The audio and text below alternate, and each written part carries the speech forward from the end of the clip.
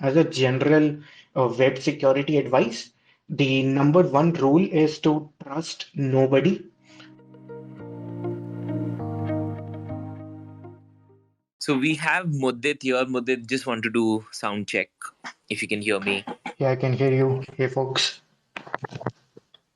Awesome, awesome, awesome. So thank you for joining in, Mudit, taking your time out. And, um, I was just talking, how my friends constantly ask me questions like, "Hey, you keep on saying no one can hack blockchain, or no one can steal your wallet. Then how do these bored apes keep on getting hacked, right? Which again, right?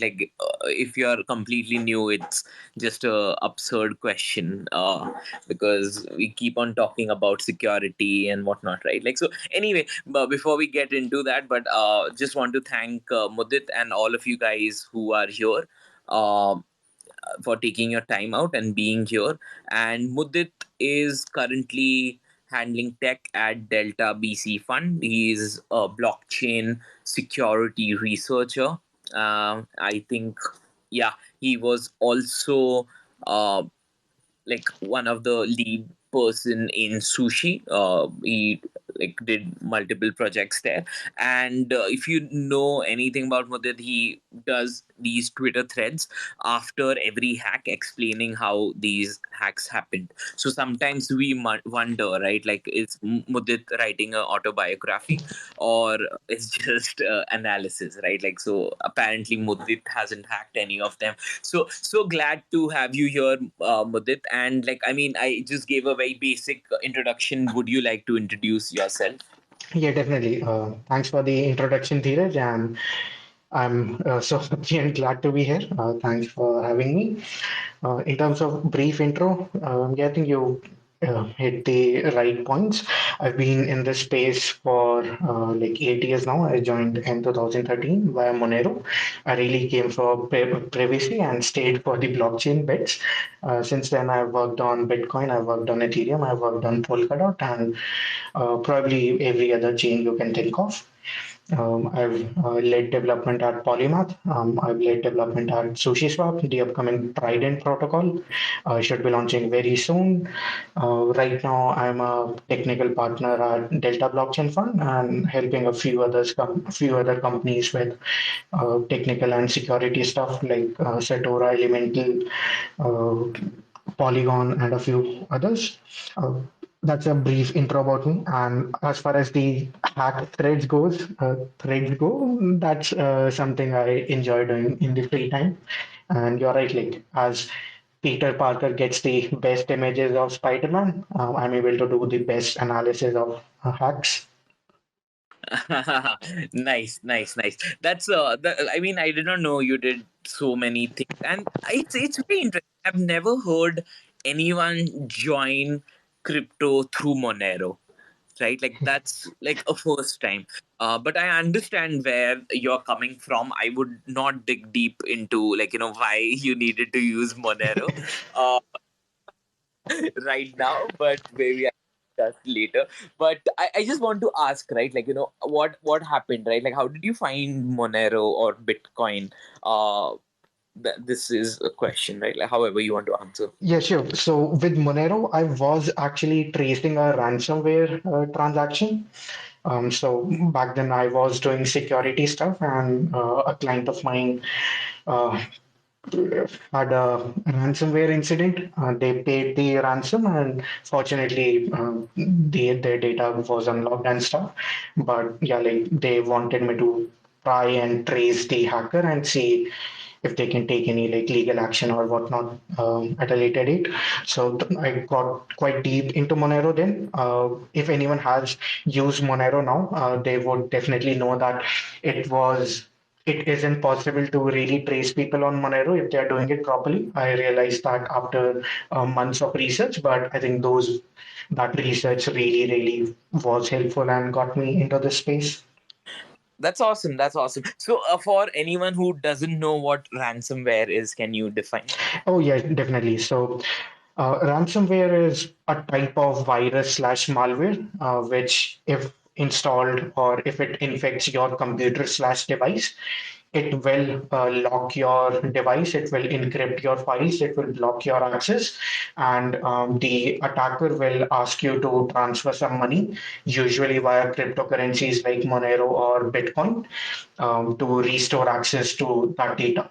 So basically, you have to make a choice that either you just throw away your computer and all of the data in it, or you pay the ransom slash try to hack the hacker or something like that. Awesome. Thank you for that. So you've always been in cybersecurity space. Is that what I would ask? Uh, Professionally, yes. It's a long story. I'll tell you the summary. I was actually doing web development, had my own product that was doing relatively well back in like 2011, 12. And it was a very, I was very young at that time, and I just pushed out the product with all of my focus on features, literally no focus on security. And as the wiser me can predict, it got hacked eventually, and uh, things ended relatively badly there. So that incident really got me involved and interested in security. Once that hack happened, I like sort of took a pledge that I wouldn't let it happen again with any of the things I get involved with. So yeah, since then I've always been focused on security. Okay, that's awesome. That's awesome. So that's good to know. So I would like to ask you a little bit, like just like you've experienced the crypto space for a really long time, and you've been in cybersecurity. Or just like know what is going on. So, what are these quick tips you can give to people? Which honestly, I thought it's a very common knowledge, but you see people make very basic mistakes when it comes to just computer security, right? Like, so these most of the hacks we are seeing for people who are the NFT space, they are not they're mostly social engineering hacks, Yeah. right? Like, so can you give us a small like just some what we can do to keep ourselves safe, kind of? Yeah, definitely. So there are some crypto specific tips that I'll get into later, but as a general web security advice, the number one rule is to trust nobody. Do not trust any new person. If someone comes to you and claims to be from OpenSea or your bank or whoever, do not trust them. Always verify all of the information yourself via a different medium. So if someone tells you they are from OpenSea, um, call someone up. Like if someone tells you they are from a bank, call your bank directly, confirm that. If someone tells you from they are from OpenSea, I can just tell you they are not. OpenSea won't reach out to you, so just shut them down. Or otherwise, maybe tweet at OpenSea or send them an email or something like that. Just verify. Do not trust any individual coming to you. If you just become a bit attentive and stop trusting people, I guess like 90% of the social engineering hacks would just stop there. But 10% actually are like targeted attacks where people would, instead of just coming to you and tell you that they are from OpenSea, they will start a regular chat, become a friend with you. This can go on for months and months, not just hours or days. They'll maybe even meet you in person. They'll like maybe even help you out with some small things, maybe just tell you some DeFi strategies or alpha or something like that to gain trust. And then they will strike. So once they have gained trust, they might ask you for a loan or might ask you to invest in their company or might ask you to sign a transaction on your ledger or whatever. Like the request can be anything. You have to be just attentive and uh, still go back to your original principle that trust nobody. Doesn't matter who is asking you to do something, just verify everything yourself.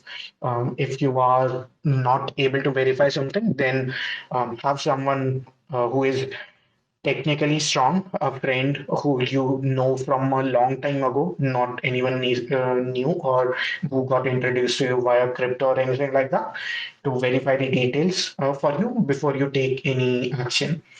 So like basically trust nobody. Awesome. So, this makes sense. This makes sense. So, I mean, would you say that like it's better to think that everyone is here to hack you than not, right? Like every interaction you have is capable of getting your money stolen in general, right? Like when you're dealing with any kind of finances or even otherwise as well. So, it's better to be skeptical than optimist when it comes to security. Oh yeah, obviously. Like even right now, any answer I give would uh, be assuming that you are trying to get into my bank account. So I wouldn't be telling you, for example, the maiden name of my mother. So yeah, always keep that in mind. This podcast was possible because of our sponsors, Brave and Unstoppable Domains. More about them next. Crypto scams are like box of chocolates. You never know which one you're gonna get.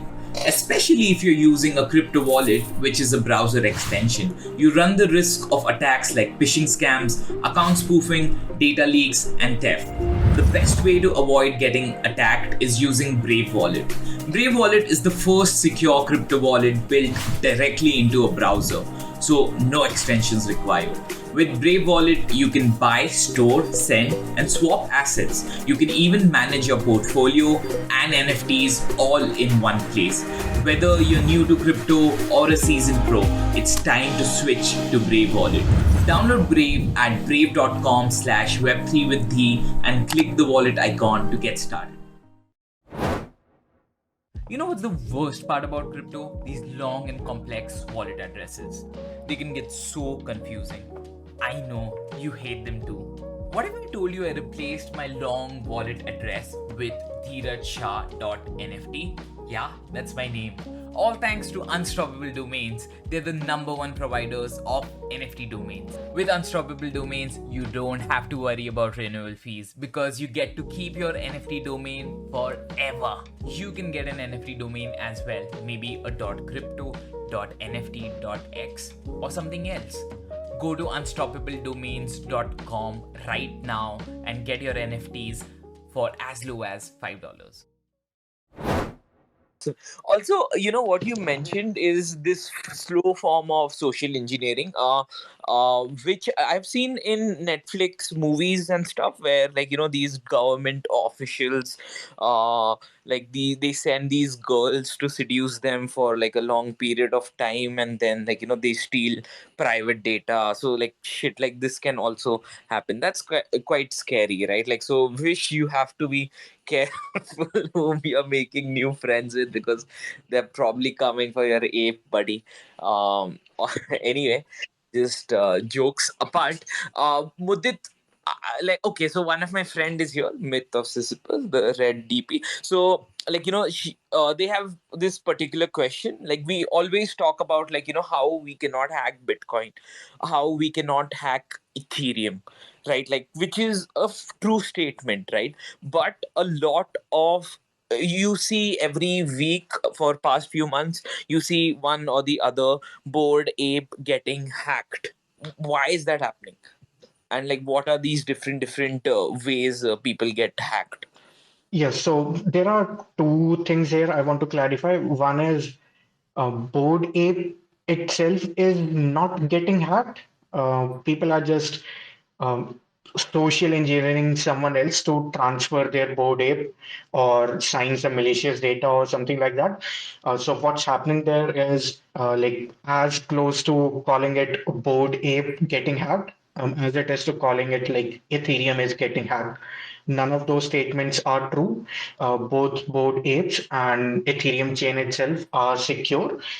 It's just that people who are using those products are not uh, educated enough by the security community slash Ethereum community to know what are the good practices, how to interact with all of these things. So they make mistakes and stuff.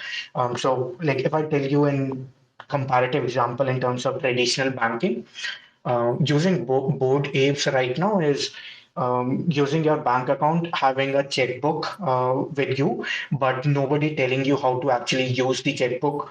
You go to pay someone with a checkbook, and that person would, like, since you have never used checkbook, they'll just ask you what you should do.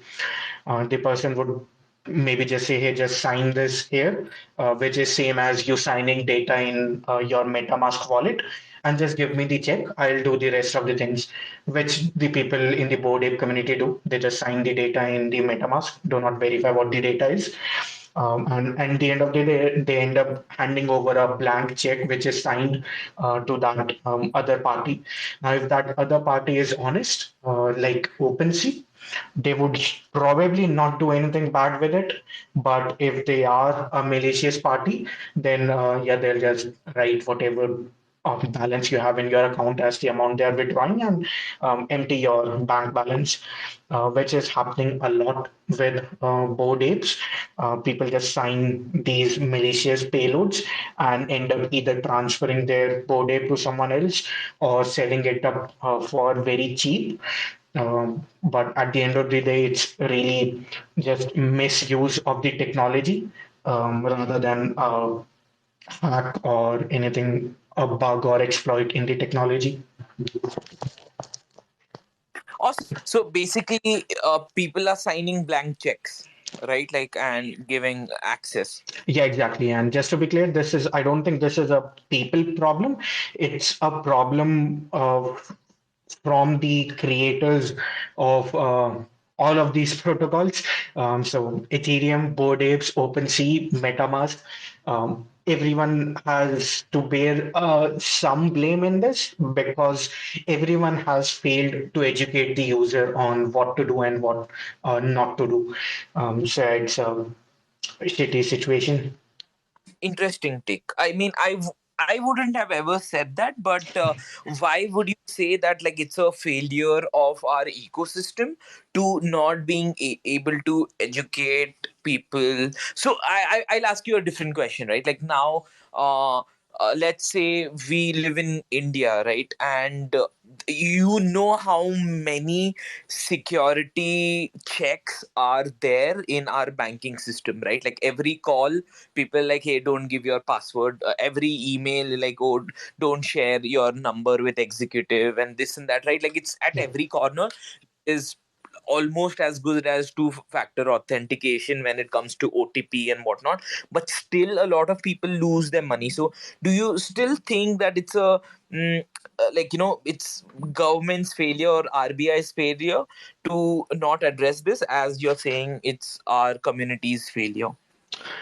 So it's not a complete failure, but there is definitely more things that like both the community in the Ethereum community can do and the government slash RBI in the traditional world can do. It's also about doing the right things. So if I talk specifically about the Indian government, they like spamming everyone with SMS that do not share OTP, stuff like that. But after like 5 years, maybe it just gets repetitive and nobody really cares about those SMSs. So yeah, you need to uh, pick, like, target the audience in a different way. I'm sure everyone probably has opened a bank account here, and I would be surprised to learn if when opening the bank account, the banker actually told you how to actually use the bank account or what to do, what not to do. At least with me, the banker has never asked me if I know how to use the banking services, or have I ever used banking services, or told me what I should be doing, what I should not be doing. So I feel like that is a failure in the traditional banking system, that they uh, do not educate the people at the time of onboarding, but try to just cover their asses later. In the blockchain space, it is, I think, sort of similar. I think the education really needs to happen at the onboarding phase when someone is just buying the Bored Ape, just creating their MetaMask wallet, just buying their first ETH. They should be educated at that moment, not really like at a later date.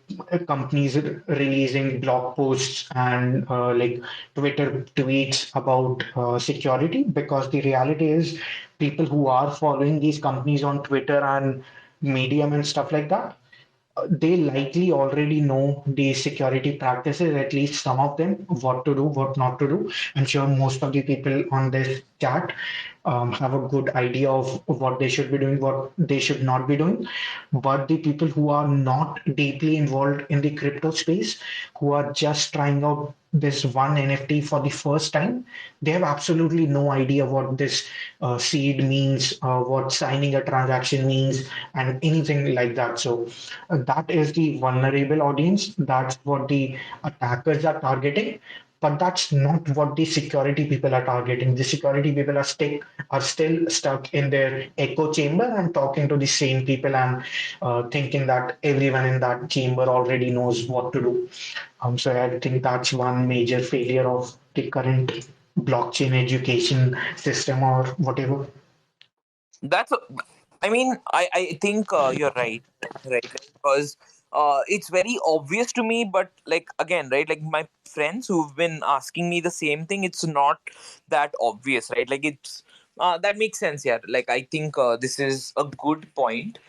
Guys, I know a bunch of you have been requesting, but let me give us some more time, so we set a few, like a little bit more context, and then we will take you up and then ask questions, and would also like to know your points. So Mudit, I just want to bring up the topic about phishing, uh, which is I think one of the most common things we are witnessing in like Web3.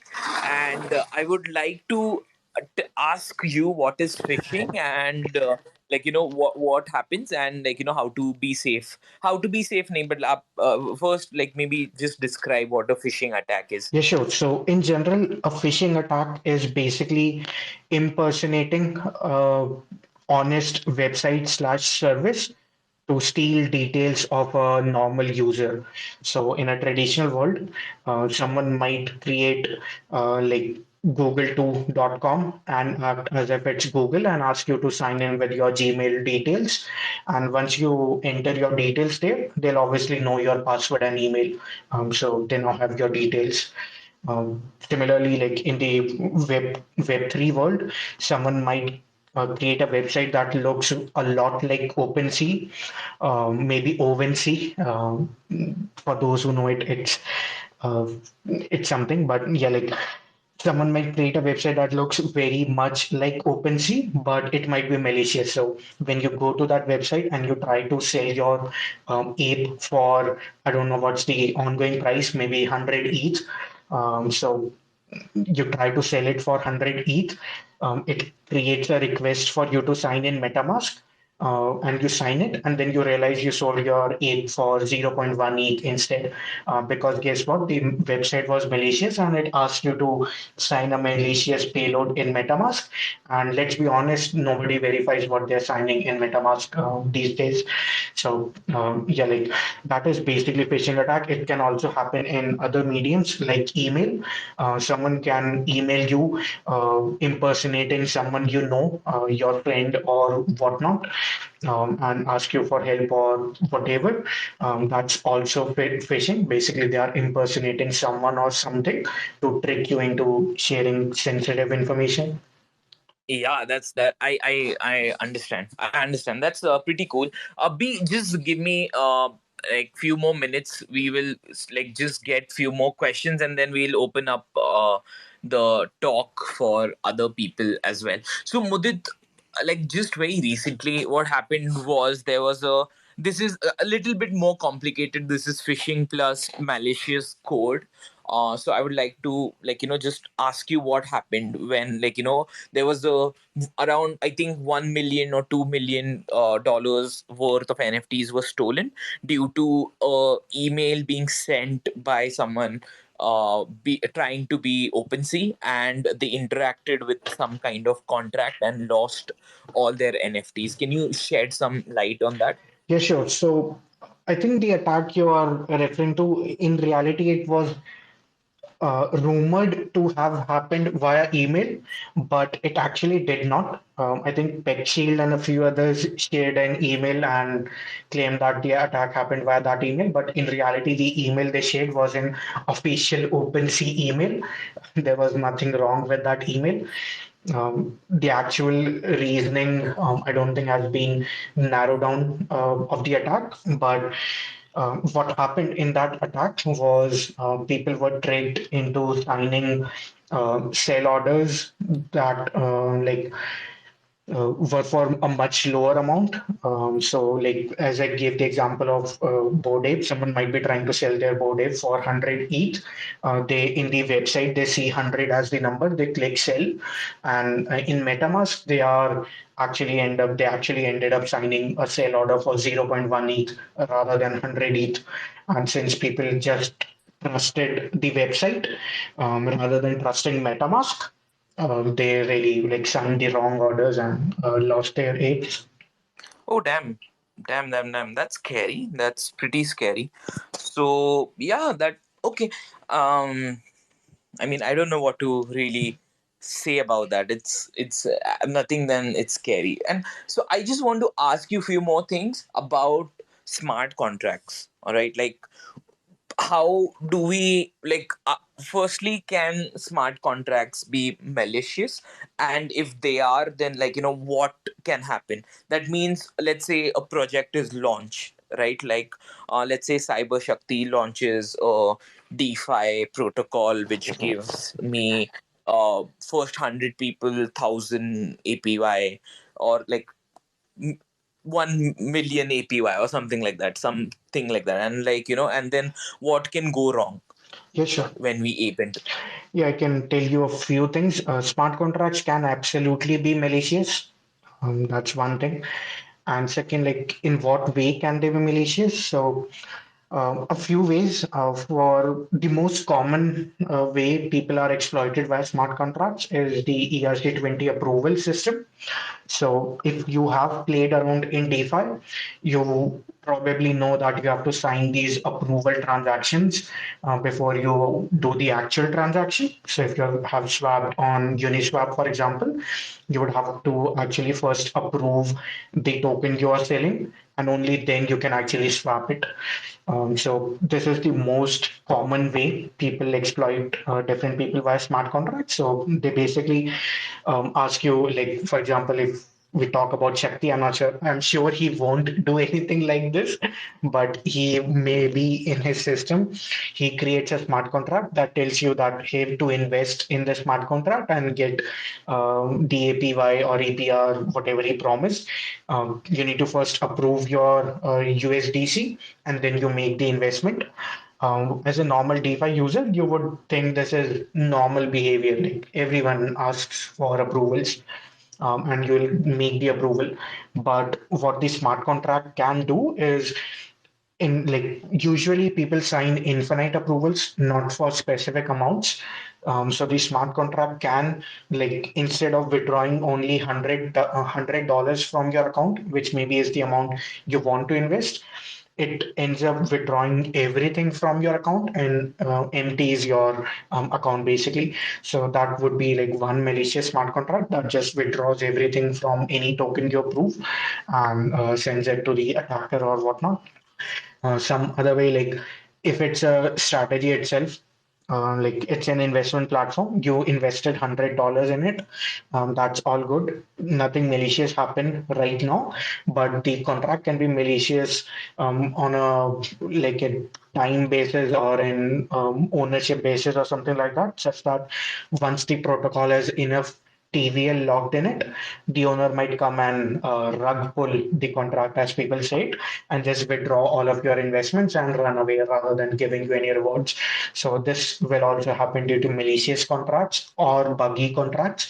There's not much difference between the two, to be honest, not at the technical level at least. You can never know what's malicious and what's a bug. But yeah, like any DeFi hack in general you have seen up till now is basically due to a malicious contract. Oh damn, that's pretty scary because it's like everyone wants to use DeFi, and the incentives are also good, right? Like because you might get airdrops if you're using protocol early, but you never know what could happen, right? Like either the the the person who's running the protocol, they could exit scam right away, or they could wait and exit scam later so they take more money, or they could just keep the buggy contract open and hack it from their anon account. So like no one knows, no one can tell what's going on. But like you as a cybersecurity person or expert or whatever, how do you verify something like this doesn't happen? Yeah, sure. So there are two approaches to this. I'll explain both. So the ideal approach that I was actually taking till like maybe last year, last bull cycle. So whatever contract I interacted with, I actually checked the source code and exactly what data I'm signing on MetaMask. I also like looked at the team itself and verified that I trust the team. I sort of did mini audits of all of the protocols I interacted with. Since I come with the security background and blockchain development background, I was able to actually do these things and verify that I'm doing things right and I'm not gonna get tricked. Luckily enough, never really got rug pulled before. Like while I was following this process, I've been rug pulled a lot after that. But so yeah, like up till let's say 2020, I was following this process, and I still follow this for any institutional transactions that I make. So if I do anything for my fund or for any company I'm advising, I do review all of the transaction details and contracts very carefully. But for personal things, me being an ape, have moved to a different system where I have segregated my wallets at different levels of risk and like holdings. So for aping, I have a dedicated wallet which holds like 1% of my total like investment amount, probably less than 1%, and I just use that on any like interesting app I see or whatever without thinking much of security. Just because I've isolated my risk, that if something goes wrong, I would only lose like this little amount. It's not like I still ape into everything. I still do like basic due diligence.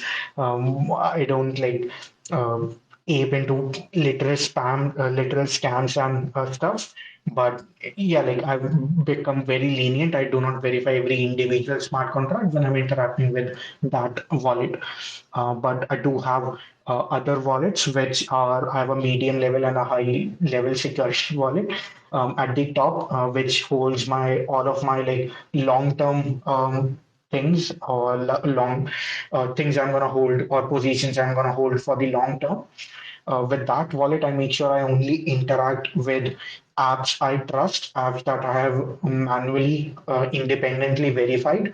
Obviously, there is no guarantee of security, but I at least sleep peacefully knowing that at least that portion of my money is safe.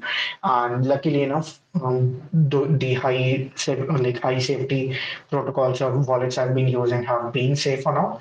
Hopefully, touch wood, they would remain safe. And for the riskier stuff, yeah, I've learned to live with the risk, because the thing is, sure, there is the risk of losing stuff when you ape into new projects, but then there is also this opportunity cost. But for me, it's more about learning new things. Like I ape into new projects these days, not really to make money. Realistically speaking, I mostly don't make any money on these new ape opportunities. But for sure, I learn a shit ton of new things. A lot about finance, a lot about general like security, a lot about new protocols and stuff. So I love aping into new shit, but with only little or small amounts. somewhere super safe that nobody would get their hands on, maybe in a safe in your house or something like that. But as your holdings increase in amount, you need to deploy like more advanced strategies for like medium to even like high figures. The strategy I recommend is splitting your key into multiple parts. So usually these days, if you create an account, you'll get a 24-word mnemonic phrase. So I would recommend writing 12 on one piece of paper, putting that in one place, maybe like your parents' house, and putting the other two on second piece of paper and putting that in a different place, like your bank safe or something like that. Avoid putting that in your house where your ledger is. So that's recommended, but just basically split that into two pieces, put that somewhere else. If you want more security, split that into more pieces. You can split it into 4, 6, 8, or even 24 independent pieces and spread them throughout the world. I'm not sure how much you want to decentralize that way, but based on your security requirements, do that. Um, Apart from putting your phrase on paper, you should also look at putting your phrase in a like an online password manager. So Last Vault, One Password, and password managers like these also offer you vaults where you can store secrets, and you can only access the secret if you enter a password or something like that. You can also store like maybe one part of your mnemonic phrase in that vault. However, I do not recommend storing your whole mnemonic in the vault, and the reason for that is basically in most of the password managers there is this like password remembering feature or something like that, that if you are logged into your computer, then if you open the password manager, you have once entered the password already for the day, it would not ask you for the password again. So like it can potentially happen that maybe you are even at home. I don't know, maybe your friend comes over, your maid comes over, or whatnot. They can potentially get access to your password vault. If you are outside or in a dev conference or something, someone can even just like, I don't know, put chloroform in your nose or whatnot. Make sure you are knocked out, and if your password manager is unlocked, they can extract the seed phrase. So in worst case scenarios, the password managers are not the ideal place to be storing the most secretive stuff, and that's why I do not recommend storing your whole mnemonic in a password manager. If you are dealing in medium to high net worth, for starting out, it's fine, but at a later date, put a piece in your password manager perhaps, but put a half of it at somewhere else. And I think, yeah, that's the two main things everyone should be doing. Everything else is secondary. The other major thing, obviously, is verifying what you are signing. Do not trust the website. Trust the MetaMask instance or your hardware wallet for when you sign some transaction. If you are unable to decipher what your MetaMask is saying that you are signing, then complain to OpenSea and MetaMask to fix their shit. Um, Eventually, hopefully, we will be able to decipher what MetaMask, what we are trying to sign. But yeah, like maybe for at least for big transactions, take help from a technical person or something like that. I'm not sure. Maybe there's learn deciphering these technical details yourself, but yeah, aim to trust the wallet on your computer rather than a random website on the internet. Yeah, I think that's probably it on wallets. Oh, sorry, I was muted. Mudit, did you? Okay, we have few people here who have requested me. They might have question or any comment. So BXK, you've been asking to come up. Would you like to shed any of your views? Yeah, of course. Yeah, I've heard you guys talking a little bit, and you've made. I just want to say that you guys have made some really good points and said a lot of things that really need to be said, and they need to be talked about a lot more. I can definitely say that. I work in cybersecurity. I deal with ransomware and zero days. That's my forte. And I've kind of taken a look at this entire space over the past couple of years. I haven't really dove into it as much as I should have, but over the past 6 months or so, I really went headfirst into it, and I kind of realized that there is a huge issue here that you guys pretty much discussed, that between the actual device itself and the chain, it is a huge security gap in this entire situation that nobody really seems to want to talk about properly or provide any solution for it. And so, that being said, I do think that a lot of the things that people are saying to do, like, education, how you should do this, how you should have your wallet, and, make sure that you have multiple wallets and all this. I still think that all of these things that are being said are completely unrealistic for the average person.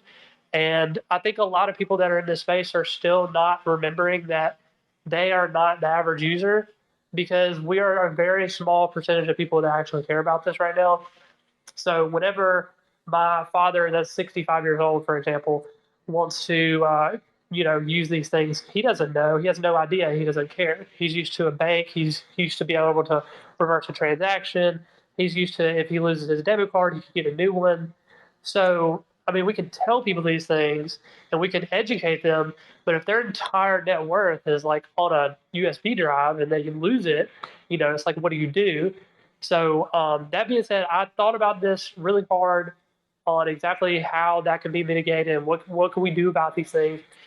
And I'm actually working on a project specific to NFTs for just that singular issue.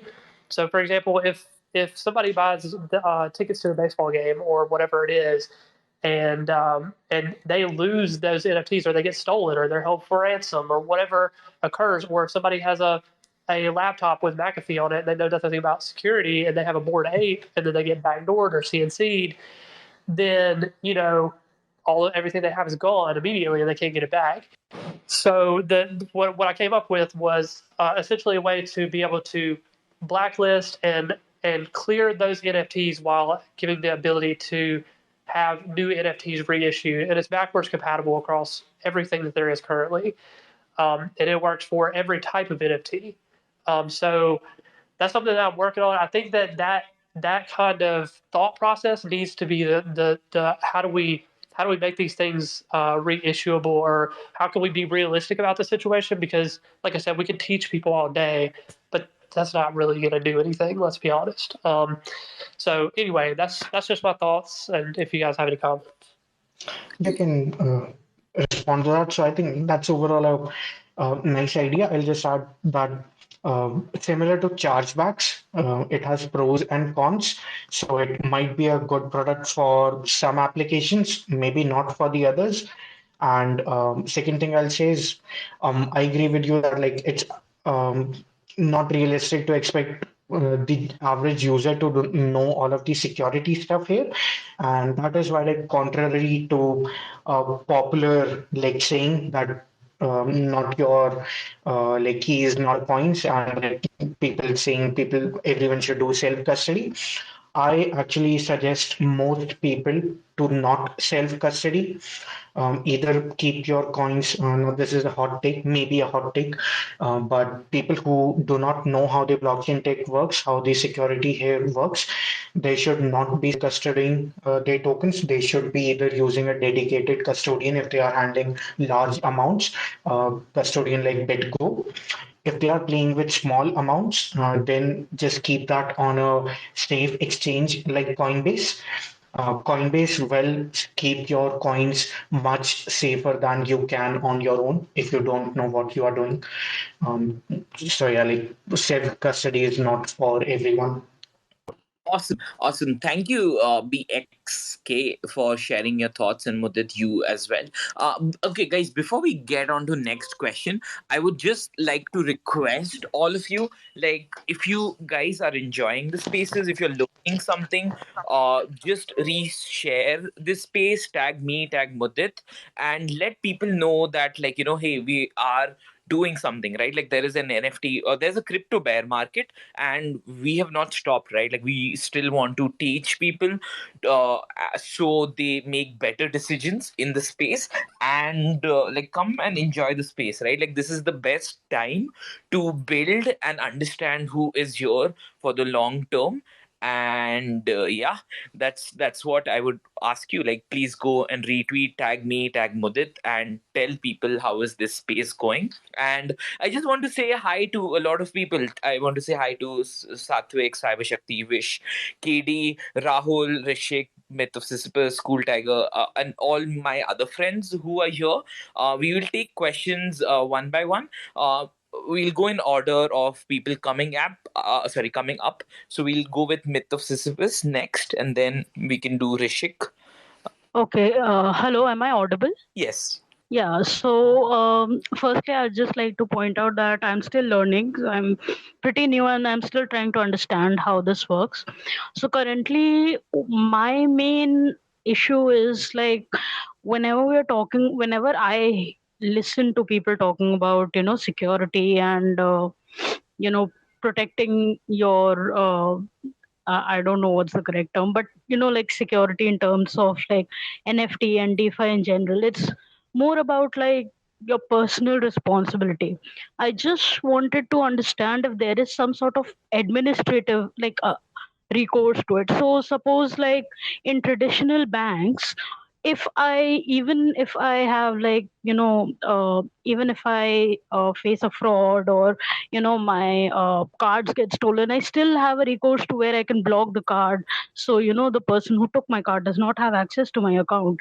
So what is there any sort of administrative recourse in case I lose access to my account, or is it just because there is a lot of personal responsibility and I get that, but obviously not everybody stuff happens. So I just wanted to understand in terms of that, if there is some sort of recourse in case I lose access to my account or whatever. Yeah, I can answer that. So, it's a good question. Usually, there is no recourse. This is when you are self-custodying your assets. So, you are holding your keys and you have your wallet installed and all those things. Then, unfortunately, in most cases, you won't have any recourse in case anything goes wrong. And that is precisely why I recommend most people to use a custodial service for DeFi. If you get into DeFi, BitGo can be a good option. If you just want to do trading, Coinbase would be a good option. I'm not sure if anyone does NFTs in a custodial way, but I'm sure there is definitely market demand and someone would figure out something. But basically, like this is precisely what custodians solve. They take away the responsibility of keeping everything secure from you, and they do it themselves. Sort of what banks do in the traditional world. Rather than you keeping your money safe, the banks do it for you, and that's what the custodians do. Awesome.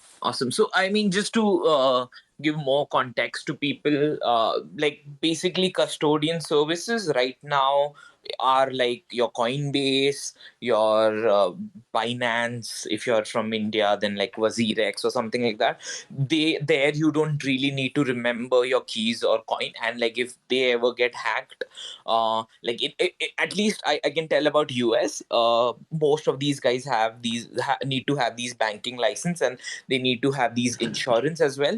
So like it's covered by insurance and it's covered by the custodial. They also have insurance, so they kind of have to pay you back, right? Like so that is a good way to go about it. And Coinbase is also launching their NFT thingy, so I think there also you can use NFTs in custodial way. Mudit, you want to add anything? I think you put that quite nicely. Awesome. So we'll go with Rishik, guys. If you have feel free to raise your hand. We'll take questions. Rishik, go on. Hey, hi everyone. Am I audible? Yep. Yeah. All right. So actually, you raised a lot of good points, Mudit, like about having less knowledge about cybersecurity and security in crypto. But I just thought about this and I just had a very different perspective about it. So what I think is that an hacker is always a one step ahead of normal end users, right? So they are more smart people in this world who think they are smart, like they can actually hack and they can steal money from us. And which is not an easy task, to be very honest. Like it requires a lot of high IQ, like as you mentioned about how to create malicious contact smart contracts, and how do we actually can actually can spoil a proper contract, and if we do something, if we interact with a malicious contract, right? So we need to be very smart when we are trying to hack someone, right? So if, let's say, I make content regarding cybersecurity, okay, or let's say I make a DAO which aims to spread knowledge about cybersecurity. So those hackers will definitely become a part of those DAOs, as we are all decentralized, and they will try to gain the knowledge from us, and they will be one step ahead of us. So my question to you is that, like, does actually providing education about cybersecurity helps to improve cybersecurity, or it actually puts us one step backwards? Because, like, the hackers are so smart these days. So that's my question. Yeah, so thanks for the question. I'll say that, like, as you said, the hackers are smart, and in the education trials that I'm suggesting, nobody would be sharing any like ninja secrets or any new information. All of this information about security is already widely available on the internet on the press of a single button on your computer. Just search it on Google and you will get everything you have to know about. The reason educational drives and initiatives are important is because most honest people do not take like the efforts it requires to Google these things. But any hacker who is willing to like cause harm to others and do all of these like detailed attacks to exploit has already Googled everything there is to Google about, and they know all of these things already. They won't learn anything really by coming to these educational drives. So, yeah, I think that concern is not really valid because we aren't creating any, publicizing any new information. We are just sharing what's out there already. Yeah, all right. Thanks for that one. And I have a very different question. I heard about Etherbit.NOK, and I thought of ordering my hardware wallet, but I did not order it because then later on someone told me that we should always use the official sites for ordering hardware wallets. So, is this a myth, or is this something I need to take care? I was just trying to avoid the shipping charges, because the shipping charges for ordering from official partners is very high. Yeah, so you should definitely only order from official partners to know that you are getting the legit product. That being said, Etherbit.in is actually an official ledger partner in India. At least they were till a few years ago. You can verify the current status maybe on their website or like ideally Ledger's website. But as far as I remember, they were an official partner Yes, and safe to use. yes, they are still. All right. Thanks a lot. Yeah. So thank you for asking that question, Rishik. So Karthik, I don't think he's here, but he DM'd me his question. Is something I think a lot of people ask, right? Like, so, hey, Mudit, is it possible that MetaMask can be compromised by viewing an airdropped NFT? So in brackets, the point is payload is carried over the SVG or the NFT to sign the transaction on So the basic question is, if someone airdrops an NFT to you, can you be hacked? So I had a few things there. One is if someone has just airdropped an NFT, that is, they have just sent you the NFT, but you have not opened the image or you haven't seen it on OpenSea or anything like that till now, then there is no chance of getting hacked. Just saying something won't trigger any hack. But if you actually open the NFT, then there is some interesting scenarios. I'll cover them. So number one is the most common scenario where you just open the image in OpenSea. Opening the image in OpenSea is also safe, at least now. But there can be new vulnerabilities found in web browsers. One was actually patched just last quarter, which allowed people to inject malicious payload in images and trigger signing requests on your MetaMask wallet. So requests. Um, Now, just adding to that, so people can create requests in your MetaMask wallet, either due to a vulnerability in your web browser and you browsing OpenSea, or you browsing a malicious website itself, maybe like newNFT.io or something like that, which is malicious, and you open that, that can create a request in your MetaMask wallet to sign some malicious pay. But unless there is another vulnerability in MetaMask, it will not sign that payload before you click the confirm button. So you will have the chance to verify that you actually created this request and you are signing the right data before it actually gets signed. If you just reject it at that moment, it will just die down. Nothing bad will happen. If you confirm it, then sure, bad things can happen. Third layer here can be the hardware wallet layer. If you are using a hardware wallet, then not only do you have to press confirm on MetaMask, but you also need to have the hardware wallet connected, and you also have to confirm the transaction in the hardware wallet.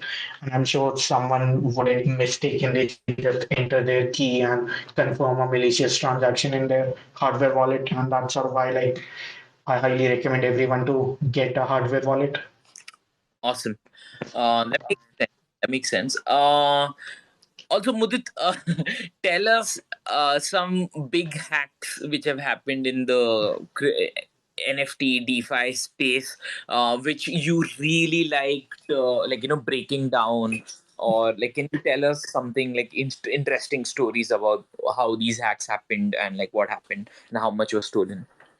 Yeah, sure. So we are running out of time, so I'll be quick. The latest attack on Wormhole, I think that's the biggest attack and quite interesting. They lost like $320 million or something along those lines.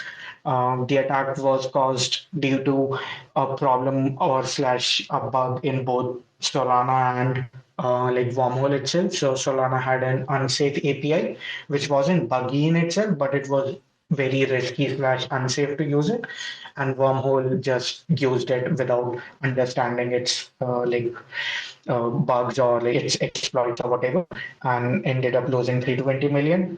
It was super interesting to me because within the next few hours, Jump came in and made Wormhole whole again. They reimbursed the $320 million, and the protocol was back live and running again. It sort of intrigued me a little because I would have at least saved the protocol for another fresh audit or something like that if it had just lost $320 million rather than just pumping in another 320 million and making it.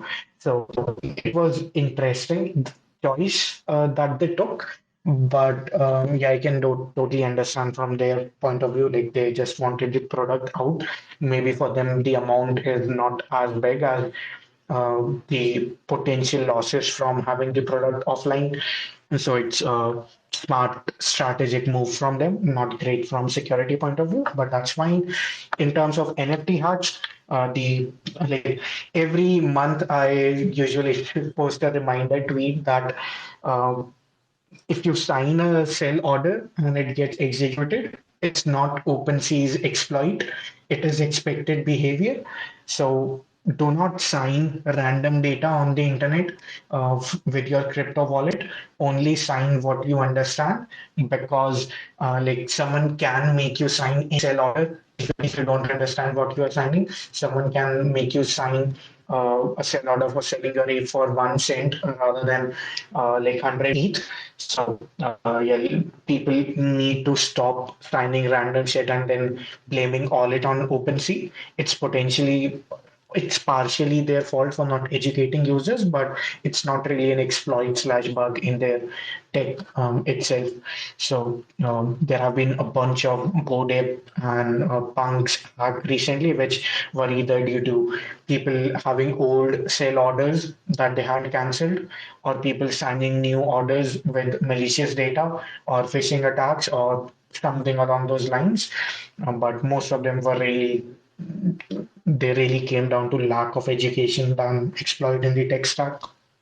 Awesome. So thank you, Mudit, for your time and explaining and getting through the basics and a little bit of advance about how to be safe, right? Like that's the most important thing because self custody with great power comes great responsibility. I think is the tagline we could use of self custody, and it's so hard because this is extremely new technology and all of us are learning, and if you are an ape or a degen, the likelihood of you losing money is quite high. So you have to be safe on how you allocate money and use multiple wallets. But thank you so much for sharing all this knowledge with us. We hope we could bring you back for more different kind of discussions in future. And guys, if you learned something from this space, please go and tweet about it, tag me, tag Mudit, and tell us what did you learn. And yeah, man, if you want us to keep doing this, so also suggest some people we could talk. And yeah, I think that's about it. Thank you so much, Mudit. Worries, it was real nice being here, and some great questions came out from today's chat. Yep. Awesome. Go follow me, follow Mudit, follow Ashu. And thank you guys for being here. And sorry if we couldn't take your questions. We had a time limit. And yeah, thank you guys. Bye bye. Take care.